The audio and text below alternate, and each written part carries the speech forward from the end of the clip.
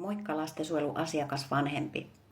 Edellisessä videossa Anna muistutti siitä, että jos sun lapsi on huostaanotettu, niin pyydä, että sulle tehdään oma asiakassuunnitelma, ellei sulle sellaista vielä ole tehty. Mutta miksi asiakassuunnitelma pitää vanhemmalle tehdä ja mitä siinä tulee olla?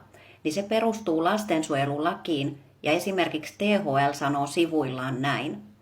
Suunnitelmassa arvioidaan vanhemman tuen ja palveluiden tarvetta. Asiakassuunnitelmien yhtenä tarkoituksena on tukea ja edistää viranomaisille kuuluvan perheen jälleenyhdistämistavoitteen saavuttamista. Vanhemmalle tehtävässä asiakassuunnitelmassa on arvioitava muun palvelutarpeen arvioinnin lisäksi, millaisella vanhemmille järjestettävällä erityisellä tuella voitaisiin edistää perheen jälleenyhdistämisen tavoitetta.